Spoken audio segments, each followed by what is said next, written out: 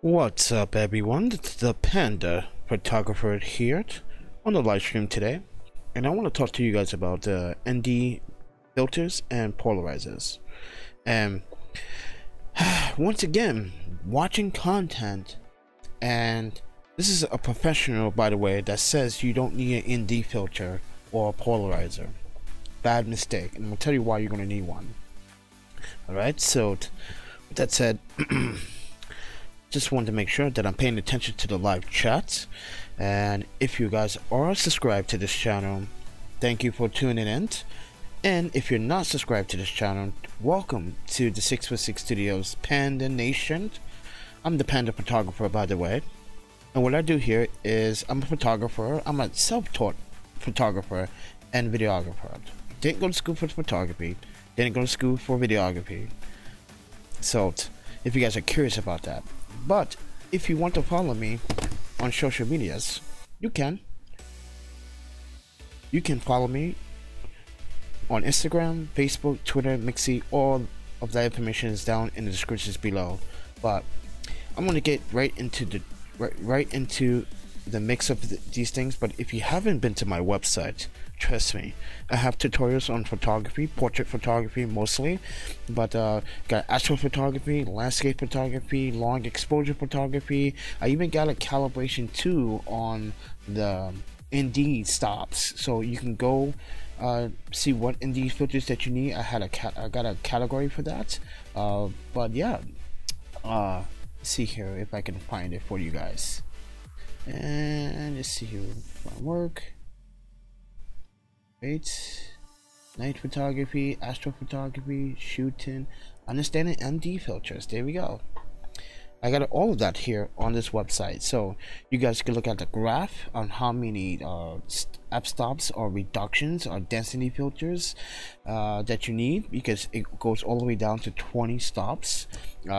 So yeah, go to the website. I got a calibration too, how to set up the shutter speeds and the everything. It's all right here, right in front of you guys, so you guys can determine how to take long exposures. But with that said, let's talk about some of these ND filters that I have for you guys here. All right, so anyway, so basically I'm gonna show you some of these ND filters that I do have. Not this one, because that's empty, sorry. Alright, so the brands that I'm using, first of all, let me explain something really quickly. Watch this photographer's actually professional reviewer as a photographer. They said you don't need an ND filter or a polarizer when you go out and shoot. I found that to be very unprofessional advice whatsoever, because we all need ND filters when we shoot in during the day, right? Especially polarizers if you're going to get like long exposures or unwanted glare. If you're going to take a semi-long exposure photo of some waterfalls, polarizers do a lot of justice. So let me quite show you a few. Alright, so the brand that I'm using here is called ZOMEi. Now this is a 72, a 77. I will be giving this away to someone from this channel. And how much these cost? The 77 have cost me, I forgot at the time, well, 65 bucks. So in the end of the month, I will be giving this wonderful brand new ZOMEi 72 ND 400, which stops 8 stops of light, by the way, just to let you guys know that. So it's a variable ND filter, as you can see. Ooh, it gets dark, so be careful going over its max, because there will be an X pattern. So do you need these when you're doing video or long exposures? Absolutely, especially daytime long exposures. And the reason why I said go have one, and you should have one in your arsenal or in your camera bag at all times. And any professional photographer that's a long exposure photographer or does videography work, sorry, cinematography work, is going to tell you you need an ND filter in your bag just in case. Trust me, you're gonna need one. So we'll be giving this ND filter away, but yes, let's talk about this ND filter. All right, so it's a high quality. First of all, it's an 18 layer coating ND filter, by the way, and a high definition and scratch resistant. It is scratch resistant because my, which one? Not this one, but I have a 72 for my Sigma 1835. I have dropped it, I have scratched it, I even put it in my back pocket by accident. Well, it was by accident. I left it in my back pocket by accident, didn't realize where it was until the last minute, and no scratches on the ND filter or the glass. So really nice, and it's 7 mils thick, so it's very thin, but the build quality on it is very good. So I do recommend, guys, to pick up ND filters. Now, I'm not saying that ZOMEi is the best. No, I'm not saying that. I'm saying this because I've been using these ND filters for over a year now. I would say since June of 2000, no, April of 2016. So over 2 years. So I am really satisfied with the quality. Yes, there's some color shifting in some certain cases. Now, if you point in direct sunlight, you will see the color shift. Just a fair warning, I do have a video on when I was in Madison, Wisconsin. I did a video on this ND filter, show you some of the color shifts, slight color shifts, but there's an X pattern and there is a loss of color, so you might see a color shift here and there, but excuse me. So, but this one allows you from 2 to 8 stops of light, which is amazing. If you guys haven't seen any of my, if you seen my last long exposure video, me taking a photo in San Jose, California, you will see that I taken a beautiful long morning long exposure photo using this. This is what helped me get that shot. So don't let some photographer tell you you don't need a long exposure or you don't need a density virtual ND filter, because let's be honest, if you're doing videography work, okay, and say you got the correct exposure, you did your aperture exposure, your ISO, and you did your gray card, but you're still having some problems with some highlights that shouldn't be there, especially when you are shooting video. Now, the reason why I say that is because this or Polarizer will help get rid of the unwanted highlights and bring back some details into your image. That's why I'm saying to you that you should buy a neutral density filter or ND filters or polarizers. Now, I'm going to talk about polarizer in a second, but I want to stress this enough, and not pulling a plug for ZOMEi, but I'm pulling a plug just for you guys to get ND filters, because it's important to your videography work in your photography. So if you see a YouTube channel that says like, I don't use ND filters, blah blah, that's based on their taste, what they do. But when you have to deal with direct sunlight and you got your ISO, your shutter speed, your aperture, and you want to do videography, or you want to do some pictures, weddings, or whatever you're doing at the moment, ND filters, polarizers come in handy. Trust me, they work really well.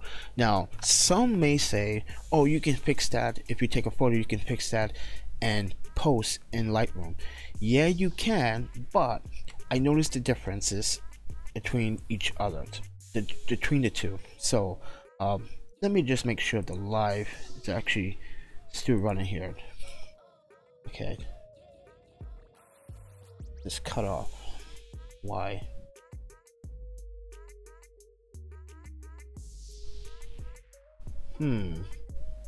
This live stream is offline.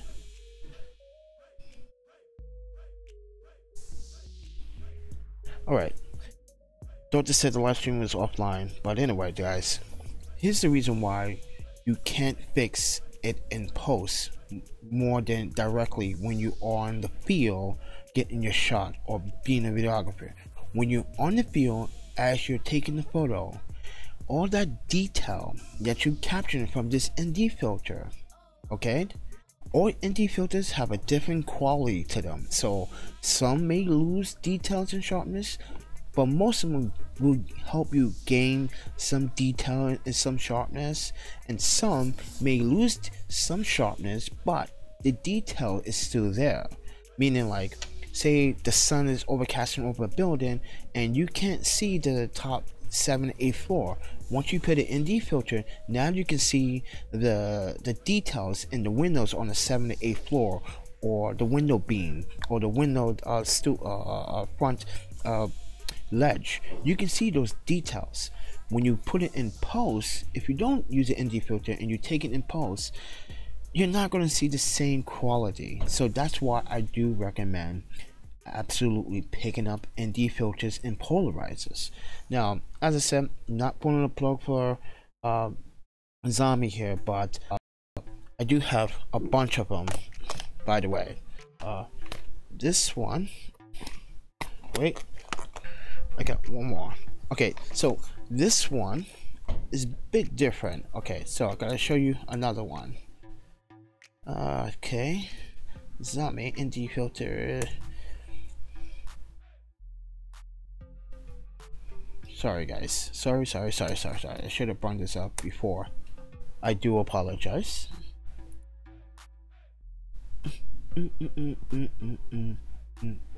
Okay, so I got 62. Okay, I'm gonna put out 62. So I do have this 62 optical glass slim version ND filter. As you can see, they are different. This one is a Schott, German Schott glass, and this one is not. So I do have this one, particularly, as you can see, for the micro lens. Now this one is not as, this one is good, don't get me wrong, but I noticed there's a color shift. This is why I don't go past 6 stops with this one. This one can go down to 8 stops, and it's pretty good. It's pretty nice, and gets dark. It's really dark, actually, really dark. If you guys want to read the information there, I'll leave the information there, but it's not as good as the German Schott glass, I'll tell you that. This one is much cheaper, and this one cost me at the time $27, but right now it's 25 bucks. But yeah, still good. There's a color shift, don't get me wrong. There's an X pattern, just like my Helio pan. The Helio pan, I sold that one. Holy crap, I spent lots of money on that stupid ND filter, thinking that it was going to be the best, but there was some issues with it. There was slightly a color shift. Not even that, some of the colors kind of shifted the wrong direction. Like my reds were a little bit like not red, and my blues were a little bit like not blue, like kind of purplish, which is weird. It did have an X pattern at the end, and I just felt like it was not worth the money. But yeah. But yeah, this is one ND filter, but I do recommend this one because you spend a lot more money, you get better glass, you get better optics, and this one is definitely meant for videographers and photographers in mind. Yes, it's available ND filter. Do they have separate glass, like single glass, or you know, graduate ND filters? Yes, they do. I believe they do. Let's go check that out for you guys. So trying to provide as much information as do this instead. ND glass. Now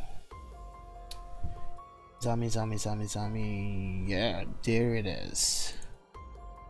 So you gotta look for the ones that you like. This is the glass they have, the square glass. You can get them. This one is also 18 stops of like super layer. This one's actually pretty damn good actually for the price too, because this is actually like I think this one is like a 10 stop Z Pro. This is the Z Pro, sorry. The Z Pro is a 10 stop, I believe, because this one is really good, really powerful. It blocks out a lot of light. And why is this dramatic music on right now? But anyway guys, so let's talk about polarizers. for a second. Polarizers do the same thing, but if you out doing micro photography, nature photography, capturing photos of flowers, and the sun is out bright, and you're taking photos, and you notice that there's some unwanted highlights, overblown still, even at correct shutter speeds and correct apertures and correct ISO, there will always be some type of highlights that's going to be overblown, especially in the background, foreground, no matter what. Polarizers help, but they don't lose sharpness and detail. So if you worry about that, yeah, I had this one for, which one is this? The CLP. I forgot where I bought this one. I didn't bought this one from Amazon. I bought this probably somewhere from a store for like 50 bucks. But man, this one has saved my life. This is the polarizer that I use, and it slightly has a variable ND to it, and it does stop light. And this one I believe is like 4 stops actually. So does work really well, as you can see. And wow, that is really working really well. I need to make sure that it's not going through the X pattern. Alright, yep. Alright, so this one works really well. I do recommend buying a polarizer just for some light work. If you're doing street photography, you might want to buy one. But when street photography, the lighting might be a different situation. Your conditions may be vary. You might be protected by buildings like in New York City or Chicago or San Francisco. San Francisco, you're probably going to need a polarizer. Definitely recommend putting a polarizer on the glass, and definitely ND filter if you're going to cities like San Francisco or stuff like that. But other than that, like if you go to New York City, you might not need it, you might not have to use it. But if you're doing like long exposure nature photography, capturing like buildings up and there's a lot of glare, unwanted glare that you don't want in your photo, polarizer can do also the same thing. Now there's options, people, that you can get, but let's go to the live chat.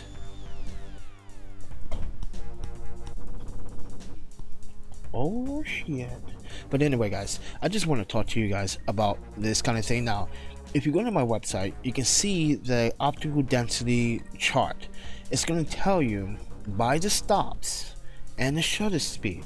So if I was to use this, my ND filter, 8 stops, right, it would be 2.4, which would give me a filter factor of 256, which means that if I was to calibrate, say if I want to go down, say 4 seconds, so 4 seconds, 8 stops, 15 stops, you do the math, guys. You calibrate it based on your needs, especially at certain times of day. So it always works really well for me.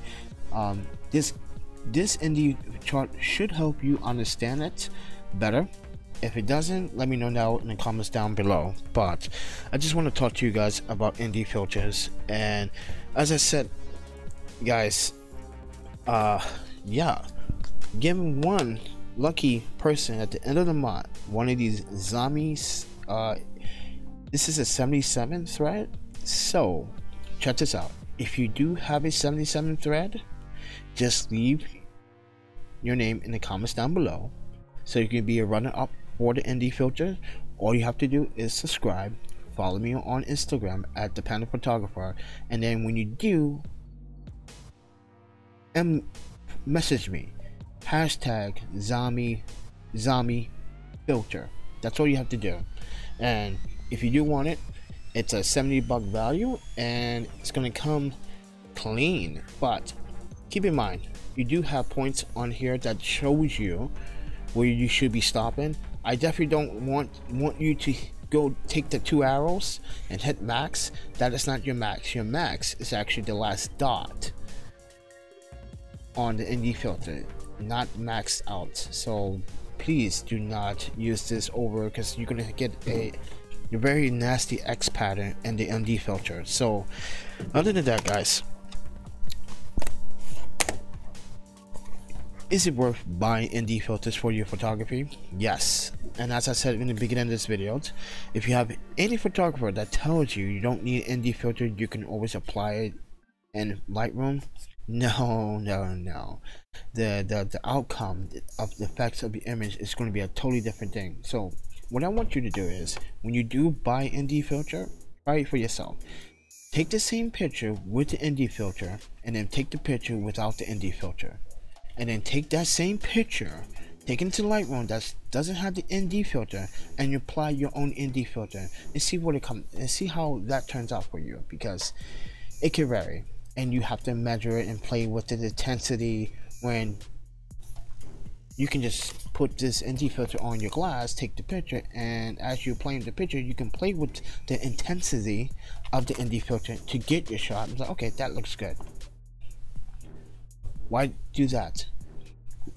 What I like to do is, when I'm out doing photography entirely, doesn't matter if I'm doing long exposures, landscapes, astrophotography, portraits. I even use portraits for polarizers on portraits sometimes to get rid of that glare on the skin. So polarizers do help for portraits, especially if you are in a bright situation, say like noon, and you want to use your speed lights or your strobes.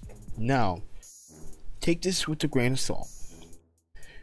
Polarizers, when the sun is the back of your talent and you have exposed for the background, and your talent's not, and you put on your flash and you start to fire off your strobes, trust me, polarizers get rid of unwanted glare in the skin and sweat, the glare and the sweat of your skin. So please do use polarizers in the best way you can, because it does help. But other than that, guys, so if you do want to buy it, I will leave these links in the descriptions down below, and if you want to buy the density filter, you can, but it's your choice. You don't have to buy this brand. You could buy another brand that you like. You could buy a Tiffin, you can buy Breakthrough has some really good ND filters and polarizers. They can cost a lot they cost a little bit of money, just to let you guys know that, but they're there. It's an option.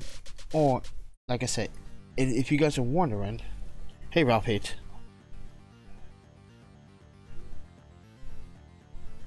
but the video image has froze. Oh really? It froze. That's a new one. Oh my god, the whole entire time, and it froze. He's right, the image froze. Let's try to fix this live. Okay, I've been having problems with this laptop. I am so sorry, guys. Okay, I think it's gone. I think it's working. I think it's working. Yeah, it's working. Yay! Okay, I guess I have to show you guys this process.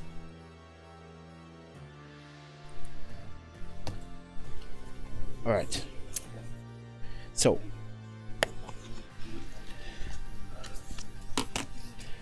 ND filter 77. If you have a 77 account, I'm giving away this ND filter, okay? And if you want this ND filter, all you have to do is leave a comment down in the description below, and follow me on Instagram, and private message me, hashtag it ZOMEi ND filter. Simple as that. So sorry that my webcam crashed. I'm telling you guys, I'm just having problems with this laptop. It's an ongoing situation. That's why I'm really trying to get a new laptop, but you know, bills come in the way, so it's really a struggle. Now I'm gonna check it again, make sure that it's not frozen. Yep, it is frozen again. Oh, Jesus Christ, man, this laptop is really fucking bugging me out. Okay, alright guys, other than that, guys, I'm really sorry about the webcam. There's nothing I can do. It's pain in the butt, literally pain in the butt. So try to show you one more time. Here is the 77 ZOMEi German Schott glass that I'm going to give away.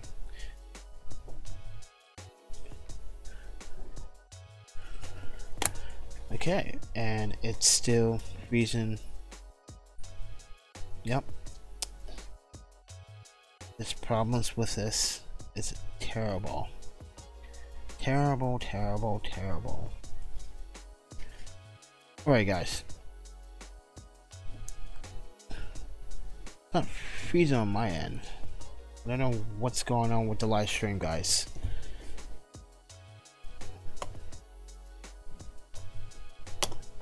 Guys, I don't know what's going on with the live stream, and it's just freezing all the time. I have a terrible fucking sucky computer. But anyway, okay, it's back up. The Amazon shows right, but your profile square frozen. Yeah, I'm sorry. I'm sorry, Rafi. I'm very sorry. I do apologize for it. It's my computer. It's not in the best condition at all. I think I should just fucking disable it. It's like this laptop is a piece of crap. Okay, you can just disable it, so get rid of that. But I will be giving one of these ND filters away. But Ralphie, do you have any questions about ND filters before I end this live? Because I normally don't like to leave my lives no more than 30 minutes, because a lot of people do not like to watch 30-minute lives after they are done. But do you have any questions about polarizers and ND filters, and then especially the ones I'm using? So I am using ZOMEi 72 and 77 and 62, and I'm using this one, well, this one particular polarizer actually, and there's options for this ND filter, which is square. And let's see here, go back to this one.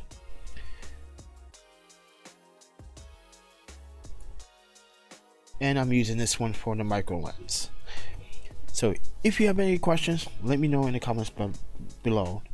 And anyway, it works. Well, yeah. Well, it's not working now. It's not working now, Rafi, because I just disabled the webcam. So the struggles with a really troublesome computer. Stupid computers. But anyway, but as I said, guys, ND filters are so important in your photography, so do not let anyone, I don't care who they are, what they do, ask any long exposure photographer and any videographer that's been shooting for a long time. They're going to tell you, dude, buying an ND filter and a polarizer is going to help you in the long run. Always carry it with you at all times. I don't care, carry it with you at all times. But like I said, guys, I do have a chart on my website, shows you the graph, shows you the ND stops, shows you the filter factor, the shutter speed, and how many seconds when you want to take long exposures. Does help you grow. I also have tutorials on portrait photography. Well, this is my portfolio of the people. I miss my cats though. Izzy and Finn. Izzy was the bad boy, but portfolio. But here are the tutorials. They're there for you to read, and I'm still working on the website. I do apologize, but here's some of the work that you can find. If it's a little bit intimidated, if you don't quite understand a few things, you can always message me, and you can always ask me questions personally and stuff. I use my own image and my website, and I just blur them out, as you can see in the background. That's New Jersey, shooting from Manhattan. But I also got videography tips and how to shoot videography, and I just posted a video. Let's talk about this. So anyone know the shutter rule for videography? If you shoot at 30 frames per second, what is your shutter rule? 1/60, right? If you're shooting 24 frames in cinematography, with the cinematography camera, it's actually 1/48 of a second. But with DSLRs and mirrorless cameras, it's actually 1/50 of a second, right? And you're shooting 60 frames a second, and 1080p or 4K, it's 125 frames per second, right? So twice the frames, absolutely.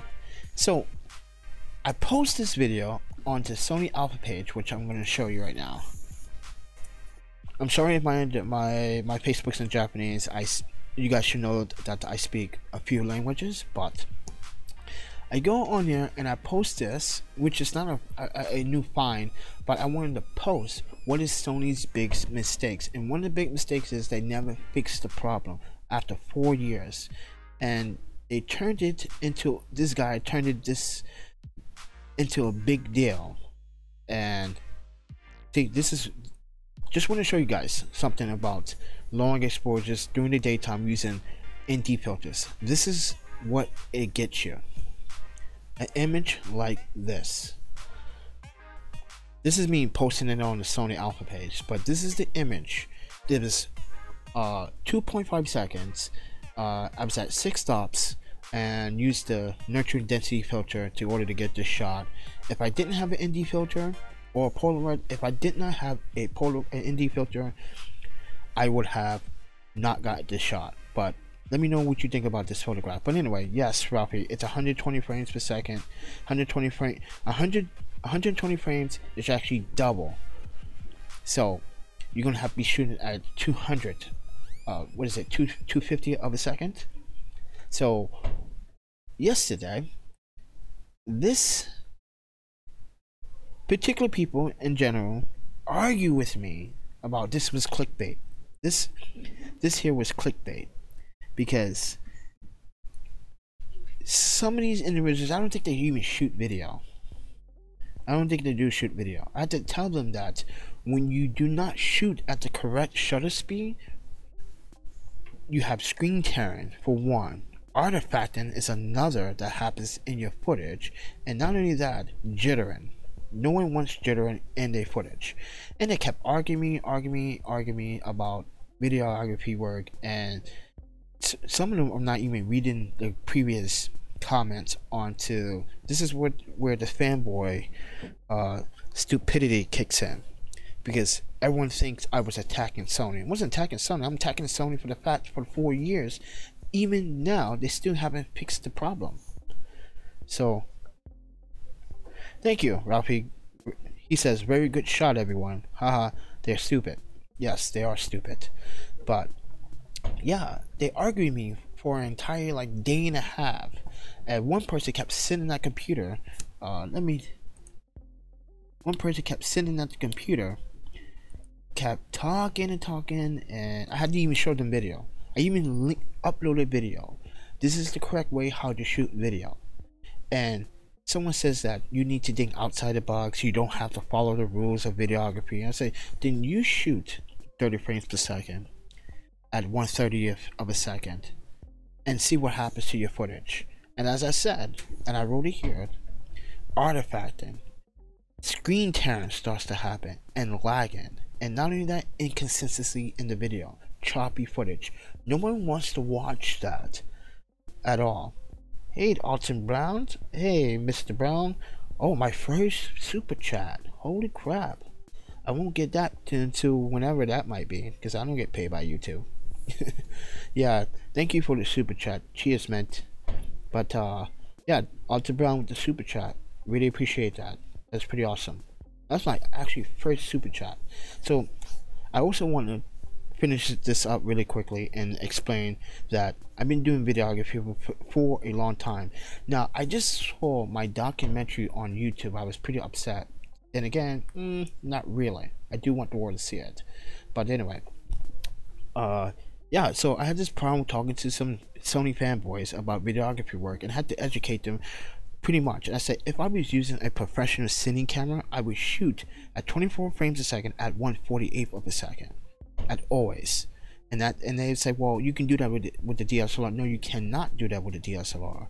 You cannot do that with the mirrorless camera. It's 1/50th of a second. Then when you shoot 30 frames, it's 1/60th of a second. If you shoot 60 frames, it's 1/25th of a second. If you shoot 120 frames, it's actually 2/50th of a second. So, but none of them actually wanted to listen. And this is the problem with not just Sony, just people in general that haven't been on this group. I've been on this group since like 2013. They don't like to read. When you see me constantly post explaining the problem, why Sony never addressed it for 4 years. That is a big mistake on Sony's part. But I'm not trying to bash Sony. Sony makes good products, but Sony doesn't want to address the A99 Mark II and 8077 Mark II's shutter problem in movie mode. Now, personally, I don't shoot autofocus. This happens in autofocus, by the way. Just to let you guys know that. This happens in autofocus. But I always shoot manual. And there's a reason why I always shoot manually. Because when I first started videography, when I was young, doing sports activity rollerblading. Let me show you some pictures of me rollerblading. Let's see if I can find some. It's me in my college days. Me having some Thai food. Let's see here. Yeah. Lots of girls, man. Lots of girls. Lots of girls, man. I know. Playboy. Fun days. Fun days. Crap. I'm looking for photos of me rollerblading. Anyway, the point was, oh, see? Me right there rollerblading, okay? When I used to rollerblade, I used to, like, me and a bunch of friends used to document and film, and I used to help other rollerbladers understand the rules of shooting video. Hey, make sure that you shoot it in this shutter speed. Why? Because we don't want laggy footage, man. We want crispy, butter smooth footage. So, and I was good at what I did as a rollerblader, and I was pretty happy. Yes, lots of girls, guys. Lots of girls. Yeah, I know, guys. Playboys. But oh, let's go back. Chocolate. But as I said, guys, it was pretty amazing times of me rollerblading. But you can find me on Facebook if you guys want.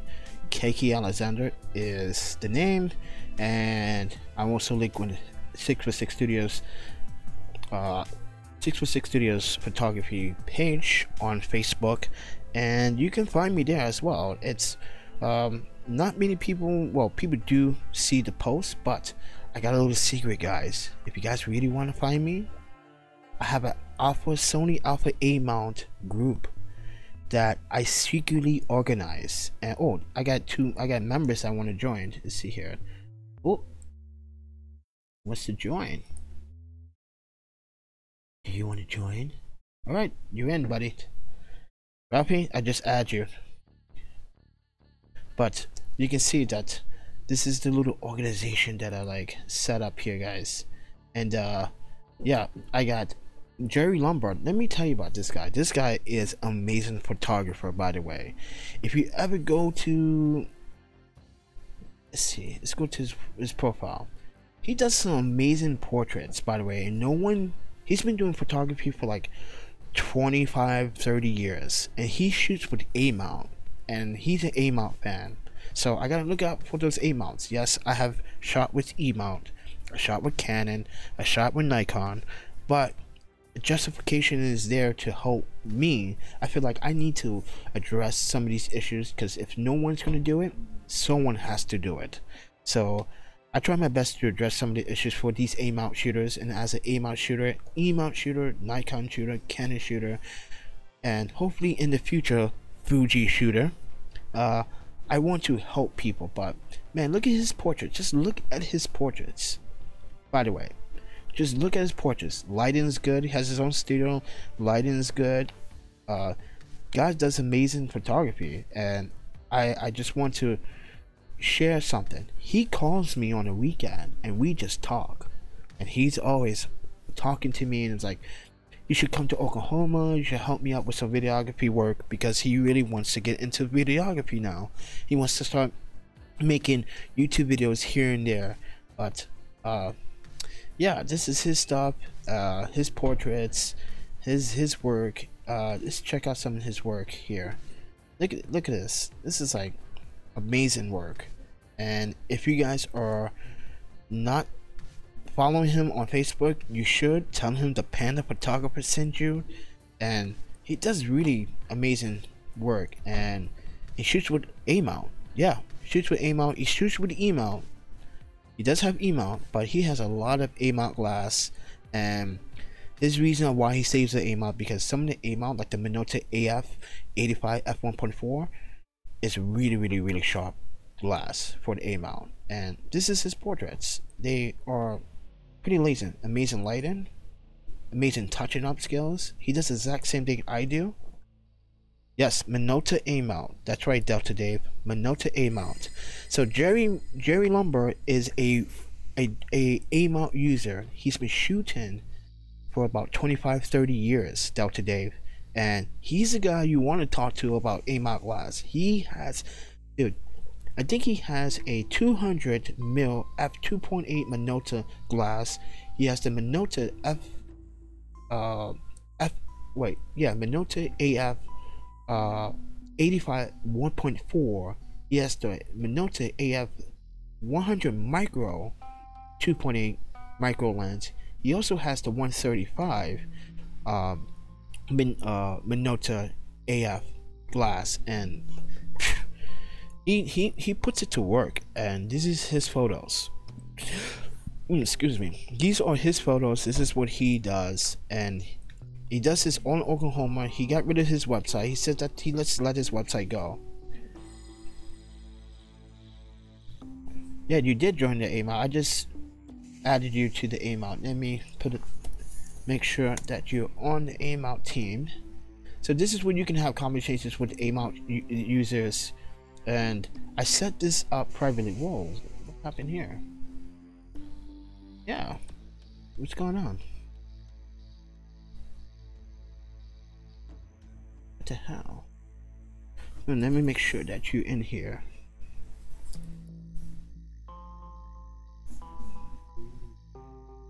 Did you get the request? Okay. Yeah, the 200. Okay, so let me just do this, guys. Let me do this live for you. eBay, right?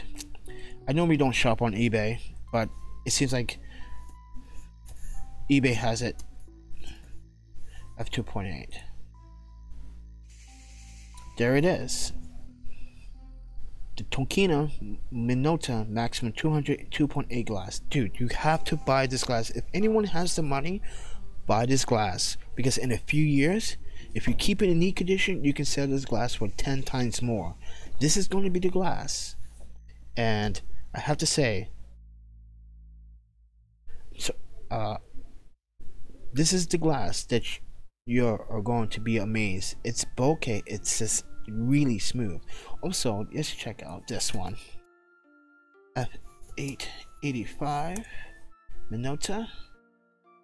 I just saw it. Yeah, it's here. I don't want the 28 to the 85. I want the 1.5. Yes.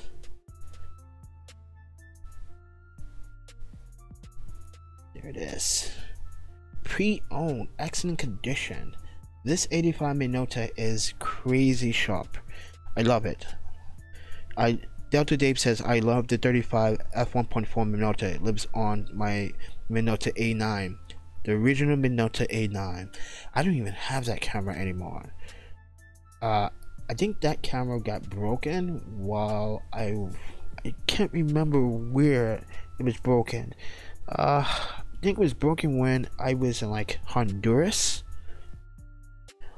That was like years ago. Holy crap. Yeah, that one got broken when I was in Honduras, I think. I know it was in South America somewhere else, so I know I broke it then, but I never brought another A9 Minolta ever again. But yeah, glass like this is really irreplaceable. Really good glass. I definitely recommend if you shoot an A mount. Not only that, you can buy, first of all, let's go back to Amazon. Sony LAE4 adapter. Why is it not coming up?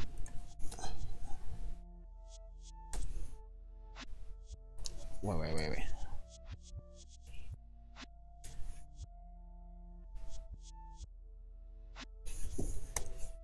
Sony adapter. There it is. It's funky. Okay, let me tell you guys. A lot of E-mount shooters don't realize that you can mount this onto the E-mount and get full capabilities of all the A-mount lenses, but they choose not to. I just don't understand the justification behind some of these E-mount shooters using Canon glass and on E-mount, because it does, to me, it doesn't make sense. Like it does make sense. First of all, let me correct myself. It does make sense. All right, it does make sense. It makes sense to use some Canon glass with the MC11 adapter, but take some A-mount glass and put on some E-mount glasses and you get really good results.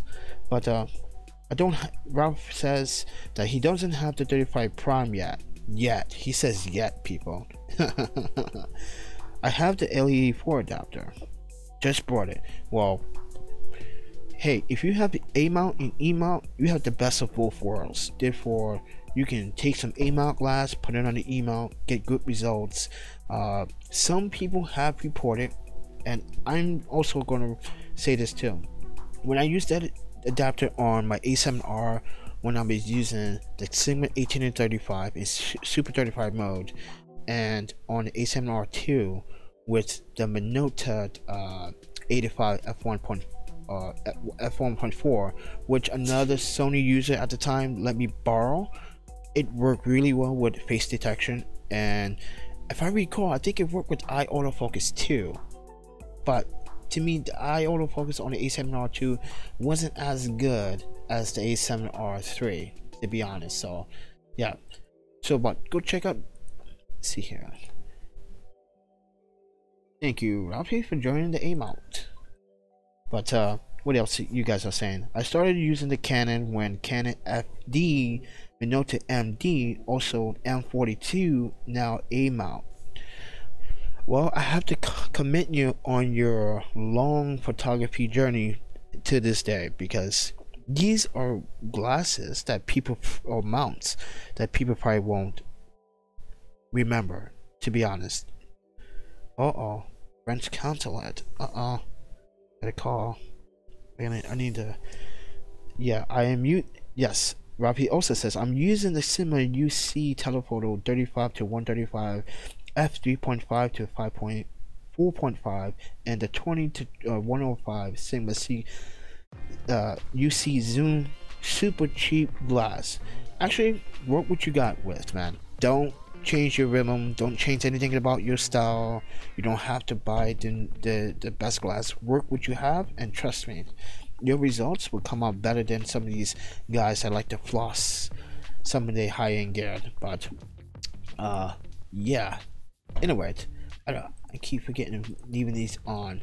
So we was talking about ND filters in here earlier, guys. We were talking about me giving a giveaway. Yes, I am giving away this particular ND filter. I just don't have a 77 thread. I haven't used it, so therefore there's no purpose, so otherwise we'll give it away. But yes, Rafi, keep doing what you're doing, buddy. Don't change your style. And just because these photographers on YouTube have these nice ass glass doesn't mean that you need it. You can get similar results with their glass. You might not have a wide aperture a glass with f1.4, but you can do the best you can with the glass you can. I've seen it happen many times with other photographers. So and I think that my understanding on photography comes from the way I was raised in Japan and raised back and forth, coming to Paris and to the States. I don't know, it's something about me connecting with the community and letting people know, like, listen, I struggled with that same problem back in the day. I didn't know what glass I didn't back then. There was no such thing as YouTube. Okay, you just go based on like what you had and what you used. And for me, my prime lenses were my film Minolta glasses that I started just using film. That's what I started with. Film was what I started with. So yeah, but once I got into like the Nikon f2, which the prism comes off, by the way, I used that just the other day. Another photographer here in this local area let me borrow it for like a few minutes. That was pretty cool. F3, F4, that's when it got really technical. Then the Minolta, it just got crazy. Then the Canon AE1, it just got really crazy, and I was like, okay, technology is kind of slowly gathering in film. But film is not dead, just to let you guys know that. film is not dead. It's healthy, alive, and kicking. So anyway, guys, just wanted to point this out. As I said, got tutorials on videography tips, photography tips. Actually, let me show you something I've been doing here.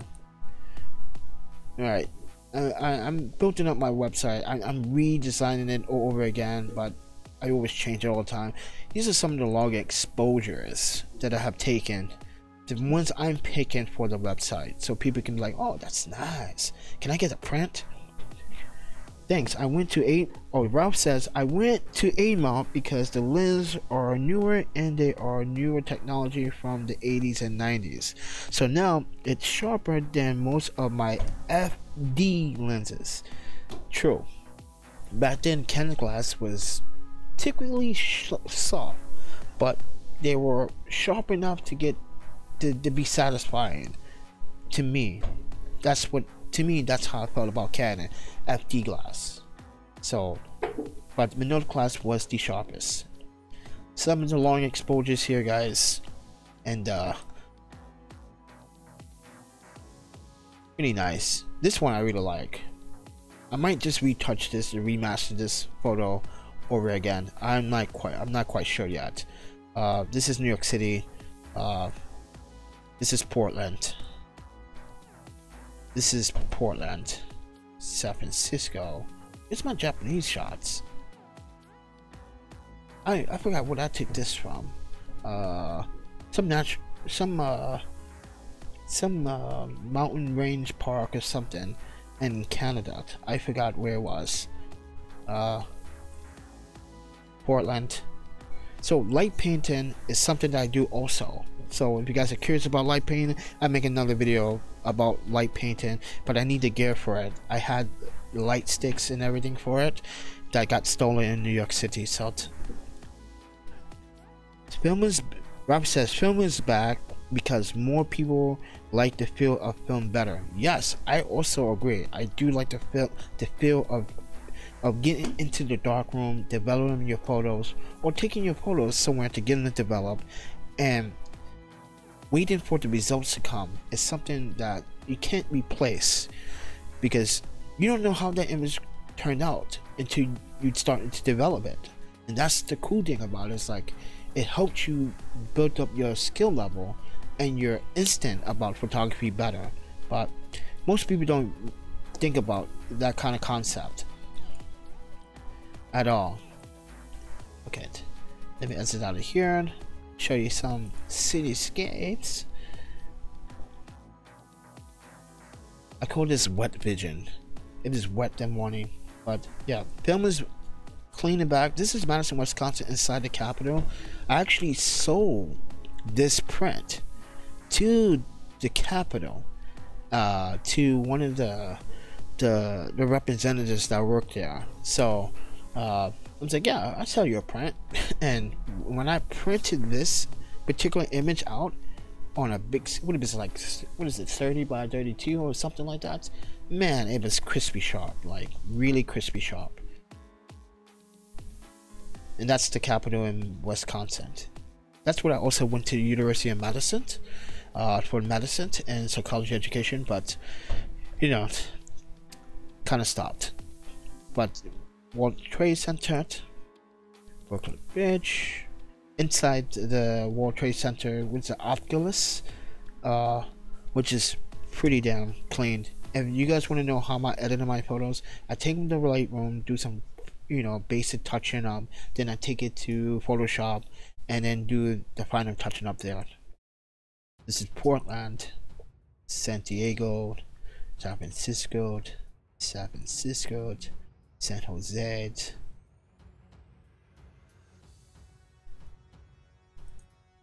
Japan, Osaka, where I'm from, Osaka. Hell, Osaka. Wisconsin, pretty. Okay, so when I was in Madison in 2015, when I took this photo, I actually test drive this vehicle called, what is it called, the Slingshot. It was a 3-day test drive, and man, that vehicle is fast. It's a summer vehicle. I don't recommend driving this in the winter, but it's a summer vehicle. It was awesome. It was great, and I was parked right in front of Opos, which is like this lounge that most of the faculty members from UW go to, because none of the students go to this place because it's more of a high-end casual place. But they had sake. I like sake.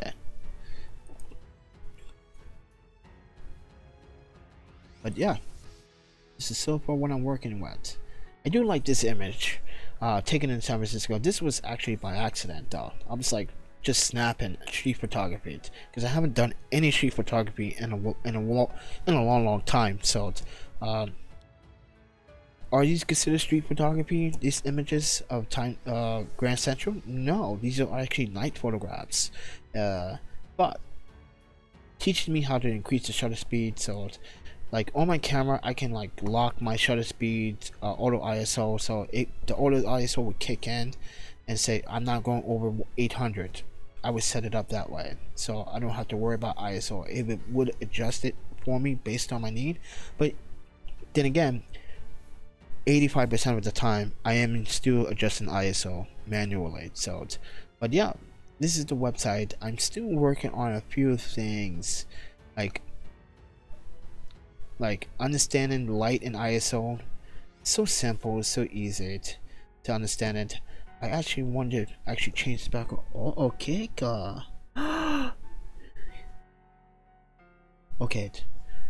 okay, guys, the young lady that you see here in the corner, she is my good friend that I went to school with in Osaka. She's worried about my physical conditions. So if you guys didn't know about a couple years ago, got into a very seriously car accident. So yeah, she's just worried, and we went to school together, grade school. Wait, we went to private school together, grade school together. Well, no, actually we went to grade school together, then we went to private school together. Then we both told our parents that we wanted to just go to a regular normal school, and it sent us both to to a normal school. But yeah, oh man, she finally got a job in Japan. Like, it took her like 3 years to find a job in Japan, and she finally got a job, but her job requires her to work constantly. And this is the difference in Japan, is that working in Japan, we work from like 7 in the morning to like 8 at night, and it's more time consuming, and we don't have free time. But just yesterday alone, it was White Day. So if you guys don't know what White Day is, like, White Day is like another day in Japan where you buy the female gifts, like chocolate, candy, or gifts, and she can give you a gift too, but it's mostly the men who will buy the women gifts. So yeah. But if you guys have any other questions about photography related, guys, let me know down in the comments, in the live chats. How many people are actually in the live chat? Actually, let's see here. I can't see how many people are in the live chat. I'm still new at this.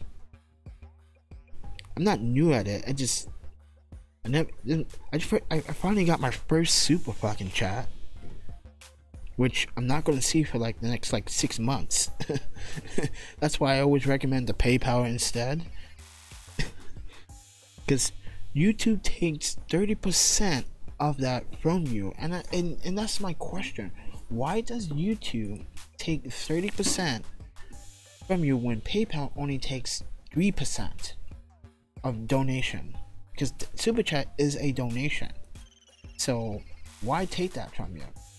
That I don't understand. But let's see here, 2 people. Okay, got it. But anyway, guys, I want to talk to my friend Cake. I'm Keiki, by the way, and she's Cake, Kei. But yeah, that's why we like close. She's my best. she's my best bud, but she knew Idiko Ayaka, which recently I was celebrating her birthday. She passed away due to tragedy, but yeah, and she knows Yuki, she knows my family, so I kind of want to talk to her and see what she's doing. And she wants to know when I'm coming back to Japan, because she wants to know my physical condition at this time, and she knows I'm in instead, so and she knows I'm on the visa, so I'm not sure how long I'm going to be here myself, because it seems like the States are kind of getting boring to admit. Time to move on. But thank you guys for staying into the live chat and talking about Facebook and joining the groups and talking about Jerry Lumber, and I will feature another photographer next week. And other than that, guys, eat, sleep, photography, repeat, and videography. You can't forget about the videography part. And I will see you guys in the next live. Take care, guys.